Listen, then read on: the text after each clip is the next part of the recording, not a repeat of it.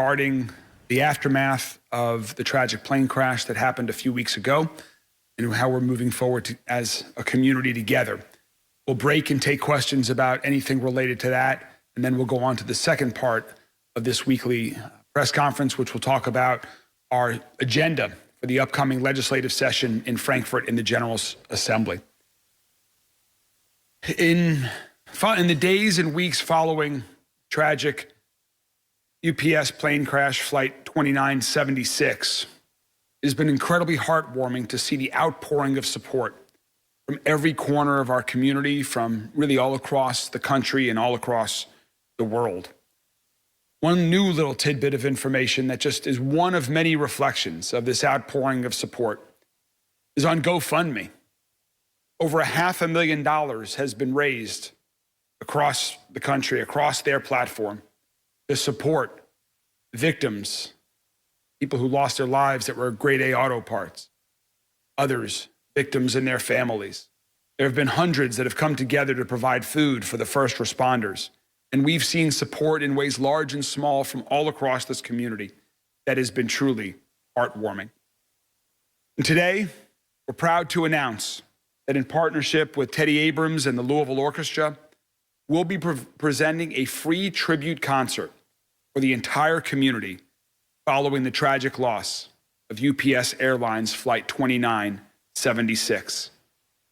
These past few weeks have been an incredibly difficult time for our entire community, and nobody should have to go through this tragedy alone. To the grade A auto parts family, to the survivors, to their families, to their colleagues and customers, to the heroes who saved other lives and helped them get to safety, to the UPS family, the families of the victims, who are other valued employees of UPS who have bonded together in strength following this tragedy. This concert, it is an opportunity to bring our entire community together, to show our support for all of you, to pay our respects to those we've lost, to recognize the bravery of our first responders and other heroes, and mourn together as a community, to join together with music, to move forward with strength. This free concert is going to be on Thursday evening and is free to our entire community. We hope everyone joins us. It will take place Thursday, November 20th at 7 p.m. in Whitney Hall at the Kentucky Center for the Performing Arts. Doors will open at 6 p.m. The concert will start at 7. Again, this is a free concert to hear the Louisville Orchestra perform for everyone. There will also be free parking available that night. We've made the Park Riverfront Garage, located at 141 North 6th Street, just behind the Kentucky Center, free for the evening so that people can enjoy this entire evening for free. I really want to give a giant thanks to Teddy Abrams, Jordan Harris, the board chair, and everyone at the Louisville Orchestra for their gracious offer to have this remembrance concert to support those who are grieving, to bring strength and togetherness to our entire community. And please join me in welcoming Teddy Abrams. Thank you, Mayor. We are very proud to be able to work with so many partners, of course, Metro government and UPS and so many others that have come together to make this concert possible. It seems like in moments like this, when the community confronts a tragedy and a challenging period, it is incumbent upon all of us, and especially our institutions like an orchestra, to step up and do whatever it is that we can to offer something that helps us heal, that helps us find that communality and the space together where we can both confront the challenges, but also find a certain peace and healing. And of course, music is the language that does that best. And it was an obvious thing that when we see something like what just happened to our community, we reached out and offered our music because it's what we can provide.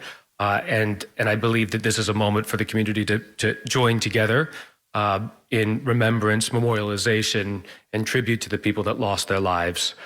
So the concert is a combination of spiritual music, reflective music, contemplative music, but all music that's deeply beautiful at a time when that's a reminder of the strength of our community, the strength of the things that actually bind us and bring us together, and hopefully it begins the healing process in a way that lets us all move forward together and remember the members of our community that lost their lives and the first responders that serve us so graciously. So we're very much looking forward to seeing all of you at the performance. And it's, as I said, a deep, deep honor to be able to offer this music. It's what we can provide at the orchestra, and it's an honor to serve our community. Thank you. Thank you so much, Teddy. Thank you so much to the Louisville Orchestra. There's more information available on the Louisville Orchestra website. People can register on that website, but it is not required. You can just show up again for this free tribute concert. I look forward to seeing thousands of people from our community there on Thursday evening, and I hope that our friends in the media will help get this message out. We know it's just 2 days away, but given we approach the Thanksgiving holiday and we think about what we're thankful for this year, I think all of us have even more to be thankful for our lives, for our community.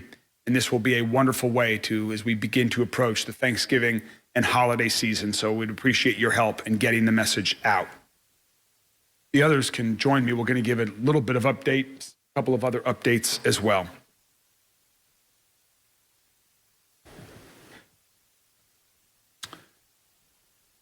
This morning, we're joined by UPS Airlines President Bill Moore.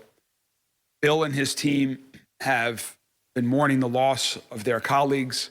They've been working incredibly hard since the moments after this tragic crash. Bill has asked for the opportunity to provide some words this morning to the community and to Bill. I want to extend my heartfelt condolences to the entire UPS family on the tragic loss of life and on the trauma this has caused to so many of our beloved members of our 20+ thousand strong UPS family here in Louisville. Please join me in welcoming Bill Moore, President of UPS Airlines. Well, thank you, Mayor Greenberg, for this opportunity, and thank you all for being here today. I'd also like to especially thank our first responders. Jody, you and your team have been exceptional, as well as Chief Little, the Okolona Fire Department, and all the other groups that came out to support this accident. You've been exceptional. With the NTSB now completing their on-site phase of the investigation, we wanted to share how UPS has responded and how we will continue to respond in the days and months. But first, I want to express how deeply saddened I am, as well as our entire UPS community, about Flight 2976. My words cannot describe how painful it has been over the last 2 weeks. We know it's been exceptionally challenging for this. I can only imagine how challenging it's been for the families of the victims. Our hearts continue to be with all those that are affected. And our thoughts and prayers remain with the families who are grieving. And with everyone whose lives were shaken by what happened. We remain committed to supporting the victims' families, understanding exactly what occurred, and do everything we can to support the NTSB. I want to provide you an update on some of the many things we've been working on since the accident occurred on November 4th. Minutes after we learned about the accident, we activated our airline incident response team, and we assembled in our airline headquarters. We immediately contacted the NTSB to make them aware of the accident and begin to investigate what happened.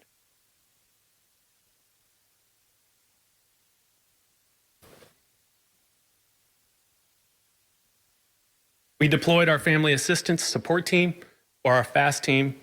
This is a group of UPS volunteers who have been trained to support the victims' families. With this team, we've been in direct contact with each of the families, and we've been providing constant updates, emotional support, and including access to grief counseling and mental health resources. We've also provided financial support every step of the way. That includes financing travel, funeral expenses, and meeting the immediate needs of each family. With the support of the NTSB, we also opened up the Family Assistance Center, and this was a place for the victims to come for food, for resources, for financial assistance, really anything they needed in the immediate days after the accident. We launched our GO team, and this is a group of technical experts from within UPS Airlines that have been supporting the NTSB to try and drive towards root cause of what happened and gather the facts as quickly as possible. And at the recommendation of the manufacturer, Boeing in this case, we made the decision to voluntarily ground our entire fleet of MD-11 airplanes so we can ensure that we further inspect the airplanes to make sure they're safe for continued flight.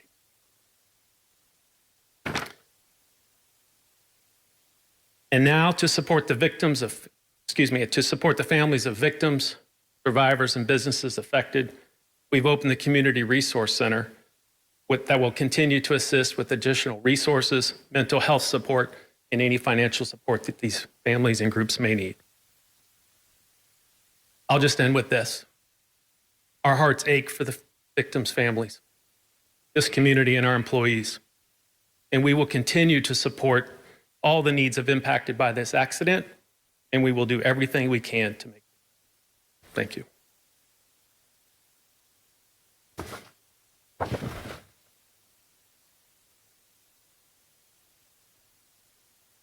Thank you, Bill. There are still many agencies and first responders that are working hard in and around the crash site to restore safety and get folks back to work in their businesses, to reopen roads, and so much more. We're joined this morning by LG&E, by MSD, and our emergency management agency, as well as Okolona Fire Department, to talk about what's going on at the scene right now and some expectations for members of the public, for employees of businesses that have been impacted around the crash site, as well as business owners of those businesses as well. LG&E is one of those organizations that has been working hard around the crash site over the past 2 weeks. They are making progress, but still have more work to do in restoring electricity and gas for certain parts.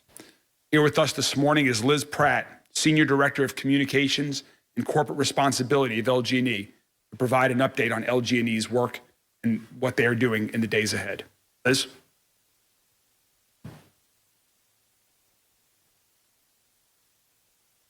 Thank you, Mayor Greenberg, and thank you to all of the responders and local, state, and federal agencies who have remained partners through this response effort. We know it's been an incredibly challenging time for all who were affected, for the surrounding neighborhood, and for our community. And through it all, our community has come together and shown an outpouring of support in so many ways. So to start with the work that we've been doing since the crash occurred and what we're currently doing. Directly following the crash, our immediate focus was making the area safe for the emergency responders and for those in the area by de-energizing power lines and disrupting natural gas service. At that time, about 290 electric customers and 94 gas customers were affected. Since then, our focus has remained on keeping the area safe and restoring customer services. During that time, we've been replacing damaged utility poles, repairing electric infrastructure, and are in the process of replacing natural gas infrastructure. Early on, we were able to reroute power when it was safe to do so for some of our affected electric customers. And last weekend, crews replaced broken poles and damaged equipment along Grade Lane to get power restored. Currently, we have about 90 electric customers and those 94 gas customers still affected.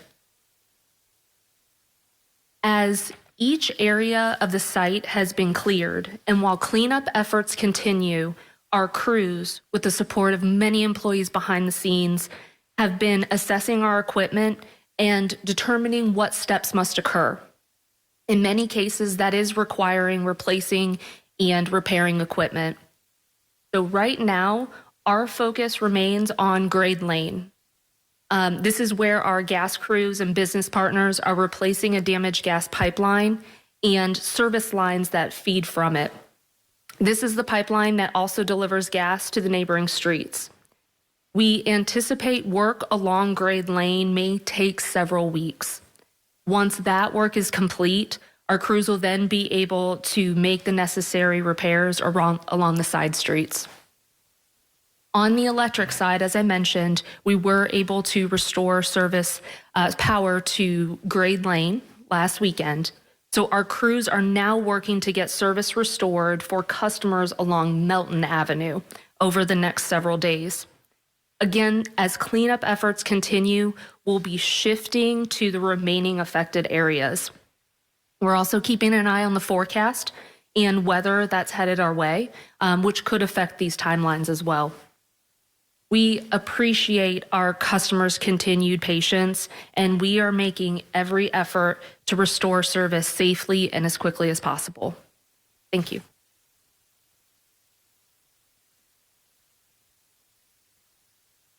Thank you very much, Liz. MSD is helping to coordinate several local, state, and federal agencies throughout this entire process.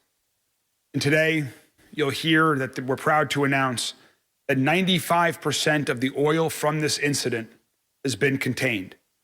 To provide more detail on this, the other work that MSD is working to do to protect our environment, our ground, our water, our air, we're joined by the Executive Director of MSD, Tony Parrott. Tony?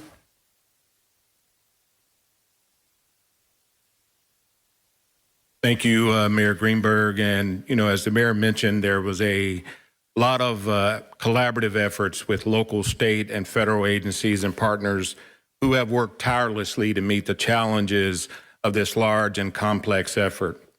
As the mayor mentioned, about 95% of all the runoff that has entered some of the waterways has been captured. That equates to approximately 880,000 gallons of oily liquids and other runoff that have been removed from waterways in southwest Louisville, including in the Northern Ditch, the Southern Ditch, and Pond Creek. One of the things that I think is very important for the community to understand that it's a very complex operation. We currently have 3 locations that catch runoff that are set up with booms and skimmers. Skimmers are mechanical devices that separate oil and other contaminants from the water.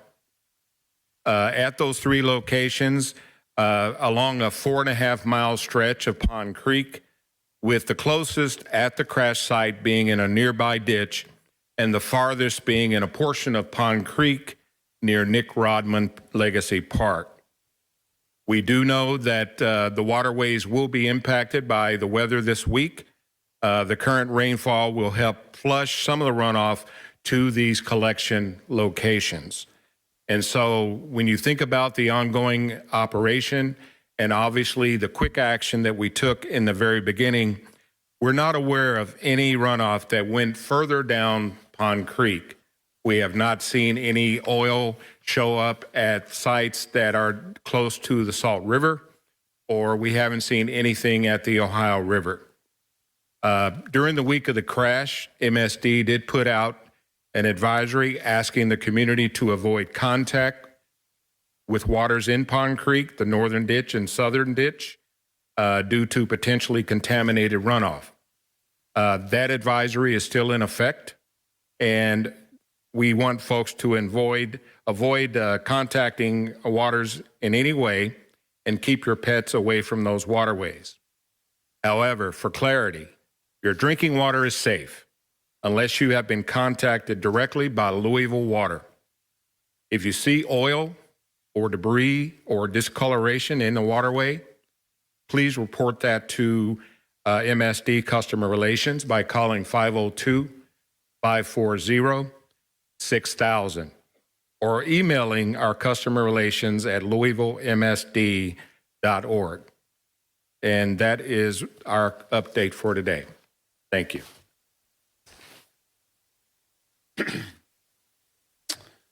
Thank you very much, Tony.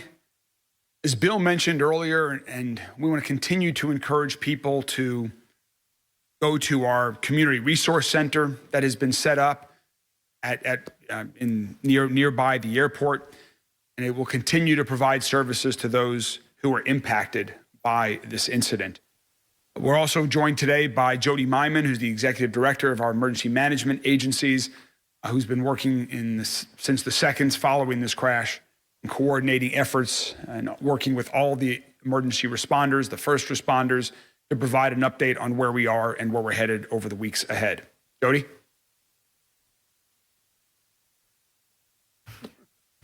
Thank you, Mayor. In emergency management, you've heard me talk a lot about it, in the past.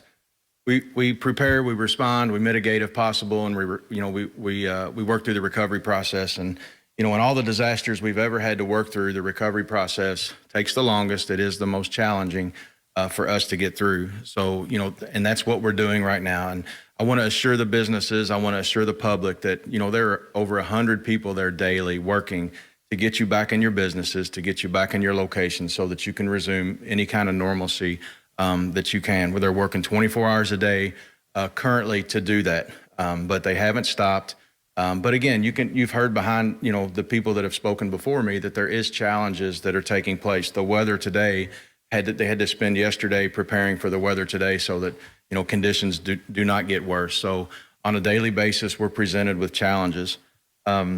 And while the NTSB has released the site, that doesn't mean that they've released the evidence. And every piece of that aircraft has to be found, collected, and packaged and taken away properly by the contractor that's on site doing that. So, because of that, we've had to create a phased approach with our cleanup and our recovery. We've got 3 phases. We've got phase 1, which is from Don Hudson Boulevard south on Grade Lane, and those businesses have been working. It's not open to the general public, but those businesses have been in their areas working, conducting businesses. Our phase 2 is north of that on Grade Lane, and with the challenges presented with the amount of oil, with the amount of runoff, with the infrastructure between electric and gas repair that's taking place, that's going to take a little bit longer, and we're working through that to make that our next opening area. And then the phase 3 is on the streets, Melton and Nable and Knopp, those areas that are directly affected by the aircraft itself. So like I said, we are working diligently. There's a lot of people out there that's working very hard. You heard about the Community Resource Center. Please take advantage of that, the public, the community. There's resources there for you. You saw me on my phone just now, and we just got approved. We put an application in over a week ago through Kentucky State Emergency Management for the state business or the Small Business Association to come in, and I just got that approval. So they'll be embedded into our Community Resource Center probably by the end of the week. More to come on that. So that's a big plus, again, for our businesses to come in and get potential resources and advice on what they should do in their future as well. So like I said, just know we'll be giving weekly updates or any other, anything else in between there that may pop up on the site that could cause us problems or cause the public problems. But we don't anticipate anything outside of that site taking place that could cause anywhere else to have to be affected. So like I said, we are working hard. The folks behind me and their teams are working very hard. Contractors, there's still public safety agencies that are on site. We still have representatives on site. So we will do that until this is over with and we can get all the businesses back in their locations. Thank you. Thank you very much, Jody. All of us and our colleagues will continue to work incredibly hard at this to ensure safety for the future, for the entire community, for those that have been impacted. Our support will not end for those who have lost loved ones, and we will continue to move forward together in partnership and with strength for the whole community. I'm happy to take a few questions on this now from members of the media. Paul.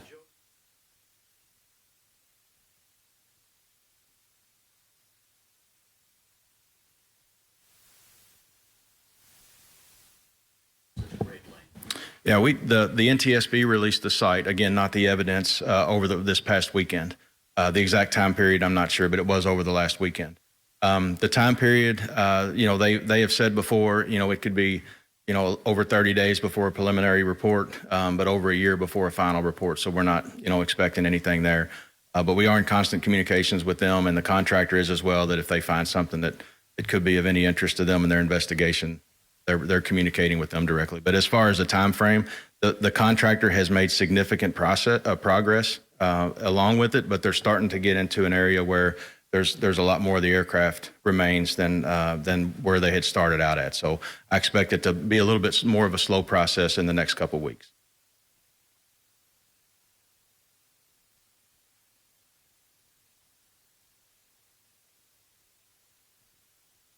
Yeah, so I received a phone call from our leadership team who was at the airport within 15 minutes after the accident, telling me that what had taken place. And as I mentioned, we immediately made the calls to do what we've been trained for, what we've been planning for, and hoped that this day never came. And we assembled our incident response team at our headquarters and began to run through our checklist. As I mentioned, these last 2 weeks have been incredibly challenging and very difficult. And I can only imagine what the families of the victims have gone through as well. It's been tough, being very candid. It's been very difficult.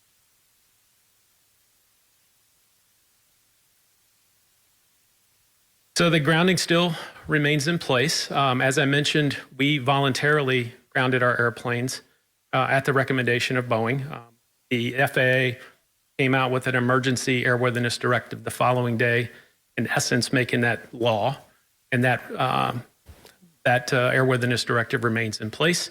We continue to work daily with the NTSB, Boeing Engineering, our engineers, and FAA on driving to root cause and determining what that is. That's still ongoing.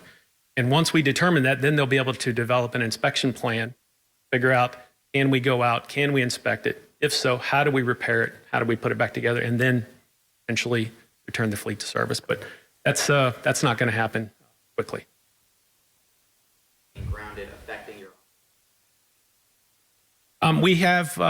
We have secured additional lift, if you will, through outside resources to help us make up the capacity difference. We feel good about what we've been able to secure to get us through the end of the year, which is really the line of sight coming up to our busy peak season.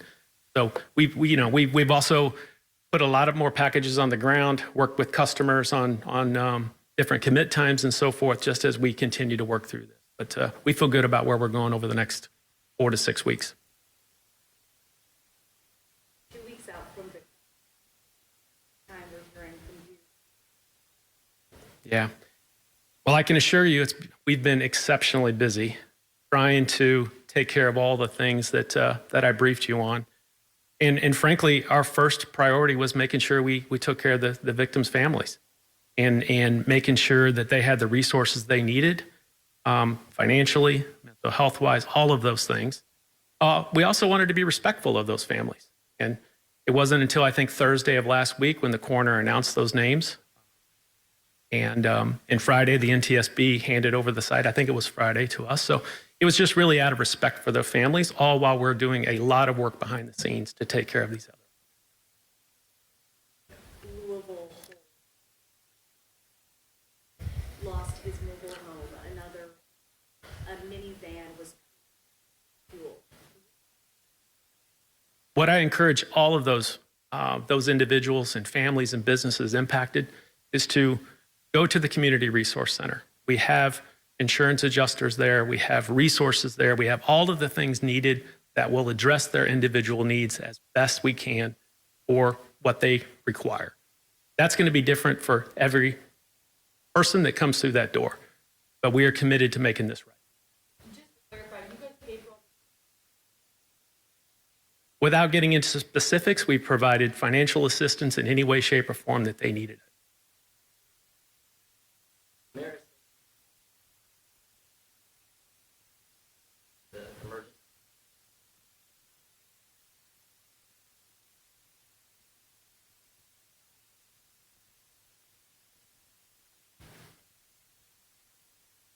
question was about my previous comment that the city, in terms of reimbursing. So we are gathering all of the expenses that the city had. Okolona Fire is doing the same. The other first responder agencies are doing the same as well. And again, this is not going to be an immediate reimbursement. We need to gather those and confirm that they're accurate. And then we've already had initial discussions with UPS about that. And how that may get reimbursed. So I don't have an answer yet for you on the timing or the details of that. We'll provide that as it comes about. But right now, we're just gathering all of the information to provide that information to UPS. And then we'll continue those conversations and we'll keep you in the loop on how that works. To be determined, insurance certainly could play a role in how the reimbursement works. But that, again, that's UPS is looking at all of those things as well right now, and we're working collaboratively on that issue.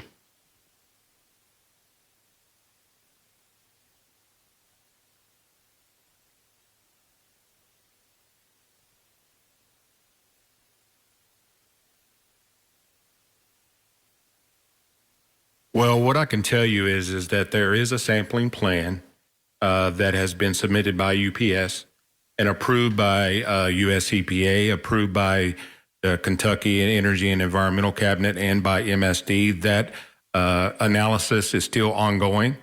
And one thing that I can tell you is that we're going to continue the analysis and the assessment and the cleanup of the waterways. And it's probably going to be something that will run well into 2026.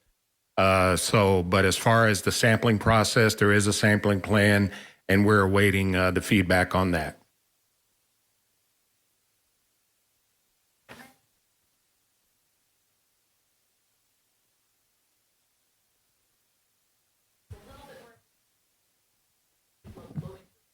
It could be. I haven't exactly seen the entire document that was sent to me, but it could involve small business loans for individuals. It could, the main thing that, because they've been through this a lot across the country with different disasters, is be able to give the businesses advice on how to move forward. So more to come on that, and we'll share that with the media as soon as we get that out, and also when they'll actually be stationed at the Community Resource Center. No, not currently.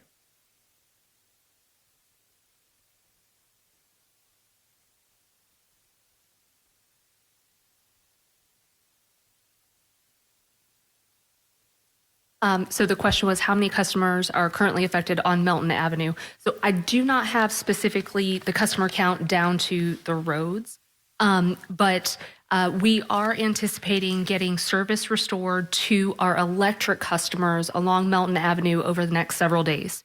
I will say, as I mentioned, we are monitoring the forecast and how that may affect timelines, but regarding electric customers along Melton Avenue, that's the current timeline. In the next several days, as I mentioned, crews are replacing broken poles, they're replacing damaged equipment. So as we're able to enter areas, that's the type of work they're doing. So they're first assessing damages, determining what needs to take place, and in some cases, that's been replacing damaged and broken equipment. Just to follow up, though, that's just a small piece of it. There's, especially with Melton Avenue, Knopp Avenue, and Able, because, that involves the actual crash site itself. So the electric, while they're doing a great job, that's just a piece. There's gas issues on those roads. There's debris issues on those roads.